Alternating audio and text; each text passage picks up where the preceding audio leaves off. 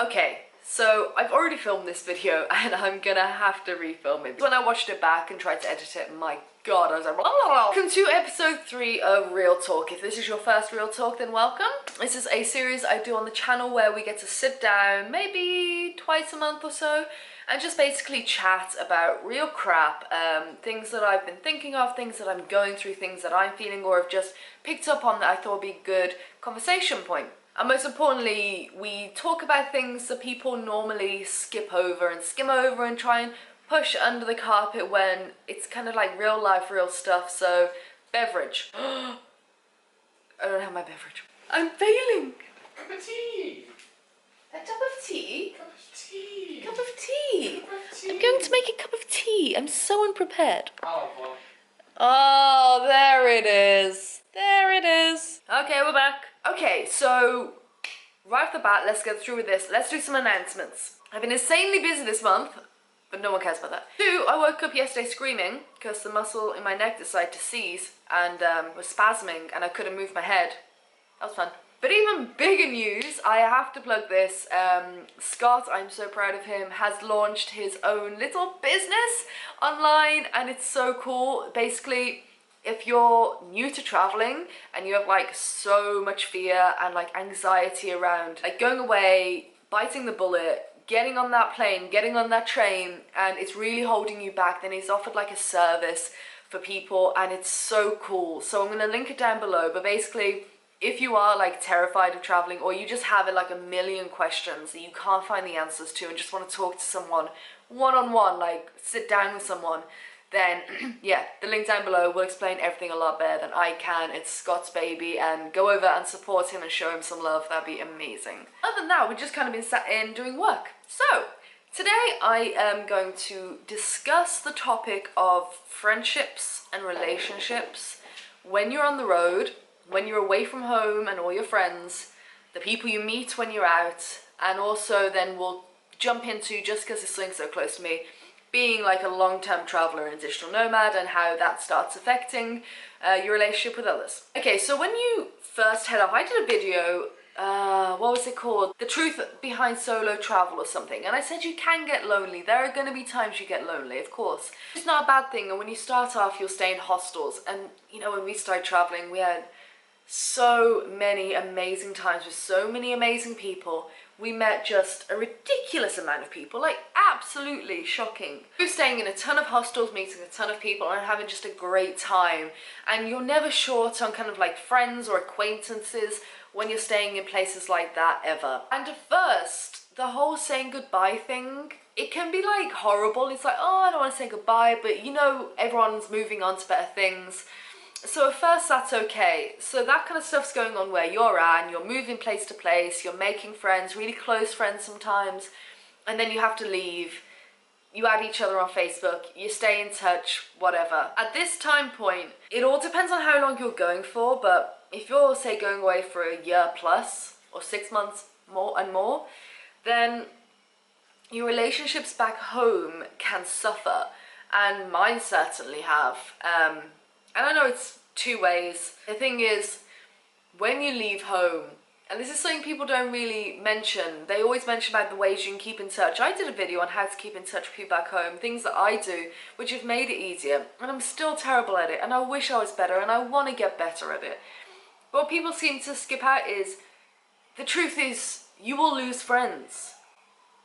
You will move apart from people. Say you've just graduated university, you have these friends who are going off getting jobs, these friends who are going off doing a master's, and these friends who are going off traveling. You're all moving on, you're all going your separate ways, and you lose friends, you lose the connection. You might still know them, but you may not talk to them really. You might start to talk to them and then it breaks off. This won't be all of your friends. This won't be, like, you'll have those select people that you'll love and cherish and it'll feel like yesterday that you spoke to each other every time you say hi on Facebook. It's fine. But the majority, the moment you start breaking away, they will get on with their life and you'll get on with yours. You're both busy individuals now, and sure, you can give them a ring, but it won't be like before anymore.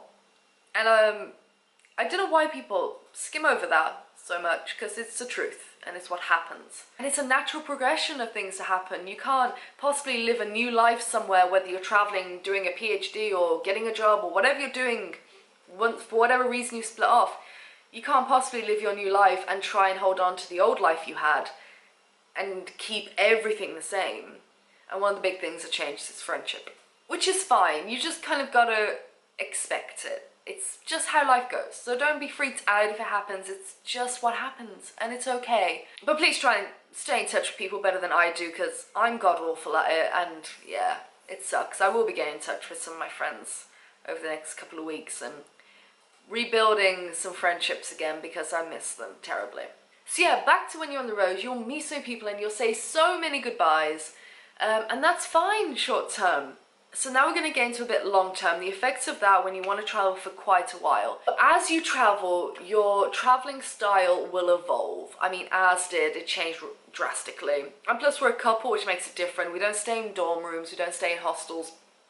I've got nothing against hostels, they're amazing for meeting people. It's just not for us anymore, unless we had a private room. But private rooms in hostels, there's no point. You can get a really nice hotel for what you pay for private in a hostel. We've evolved, we've grown up. Scott's gonna hate me for saying this. Scott's almost 30. I'm not. 2 years. And I are going to the age where, you know, we have a lot going on and it's just not for us anymore. Where's I going with this? So that's the thing, you evolve as a traveler and as a person, and if you do become like a digital nomad or like just a full-time traveler, and we're talking years now, on the road, maybe doing some working holiday visas, pottering about, maybe you start blogging, you turn it into a little bit of a business online, whatever you do that requires you to be away and moving so much, it's lonely. That's the ins and out of it, really. It comes down to it's lonely. There's no other way to sugarcoat that. So when you kind of move on to the whole, you're not staying in hostels, so you're kind of reducing your contact a little bit with meeting new people, and say you're working online, so you're not going out as much and pushing yourself into situations where you can meet people, you kind of get into your own bubble. And this just progresses. Like in Chiang Mai, literally shout out to every one of my beauties in Chiang Mai who's no longer in Chiang Mai. You've all moved on, of course. You know who all of you are. Love you all. Great family of people there. I loved it. I loved Chiang Mai so much because we finally had that group of friends again that we could just meet up whenever, go to the markets, go out for dinner, grab a coffee, have a massage, an awkward massage together.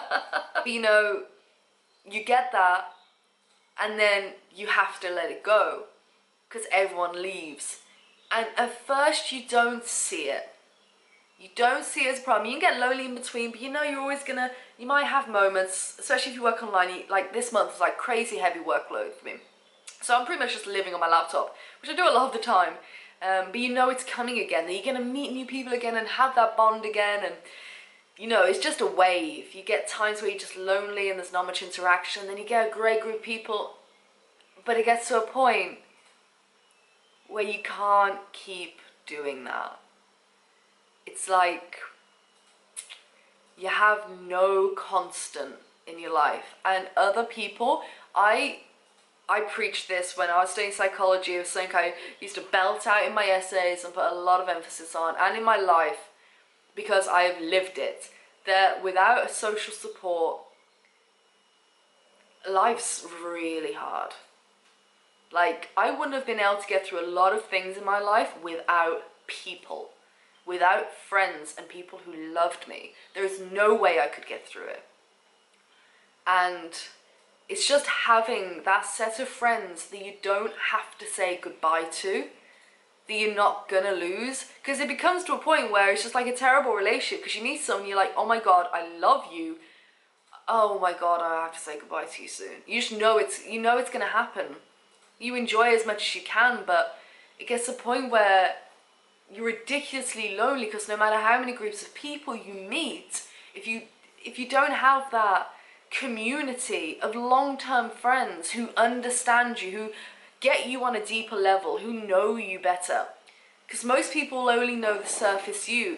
And it gets really tiresome when you realize, okay, who can I turn to, who can I talk to about this? Maybe, I don't know, something that only a real best friend, you know, imagine your best friend at home right now. The person or multiple people that you know you could go to and talk to about anything because you've known them for years. You've been through the highs and lows. You know, that friend. Nothing's off the table. You can talk about anything. You don't have that when you're traveling because you haven't been with that person long enough to develop that kind of relationship. Nowhere near. But you never do because you know them for maybe a month, 2 months, maximum like 3 months, 4 months if you're staying somewhere a really long time by any chance. That's like the max you'll know someone, and then it's gone. You never get to build relationships into something concrete and amazing. Sure, they stay friends over Facebook, it's not the same. You're not with each other, you're not meeting up, you're not developing your relationship one-on-one. The moral of this story is tea is great. You need people. At the end of the day, you need people. And I thought I'd come on and just talk about the fact that solo travel can get lonely. You could be really lonely. And I'm not even going to lie to you about that. I have so many videos on my channel about how to meet people. But I'm also not going to fucking bullshit you and say that every day is going to be sent with someone amazing. But I've already made videos on why that's a good thing to be lonely. Certain amounts of loneliness can be really good for you, and solo travel gives that to you. It gives you a lot of people, a lot of friends. It can also give you loneliness, so you've got to deal with yourself in your own company, which is a brilliant lesson you have to learn in life. One day is going to come along where all you've got is yourself, so you better like yourself. So that's a big lesson from travel. Then it also gets to the point where it gets too much. And it ties in with my last real talk about how this lifestyle isn't sustainable and how we have a goal to work towards, to change it, to fit better into our lives so we can have a group of friends.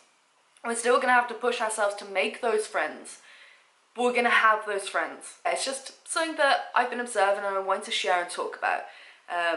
So let me know down below because this video is going on a bit too long and apparently my camera's overheating because it hates me. So yeah, let me know what you think down below if you had any experience with this. It's more for the long-term travel, I think, that it starts to really grind at you, like really grind at you. 3.5 years. It's quite a while to have gone through this just vicious cycle, and you know what? I just want some friends. Seriously, I cried the other day. I want some like friends that are there, that I know their house number, I can go and pick them up, and we go and have coffee, wine. I want it. Amanda, get back in my life. I'm gonna leave it there. So yeah, let me know your experience down below. I'd really like to hear about it and get chatting. Alright, and I will see you in a few days. I would slap the camera, but I've got a mug in my hand and I can just see that going really badly. Alright, bye-bye.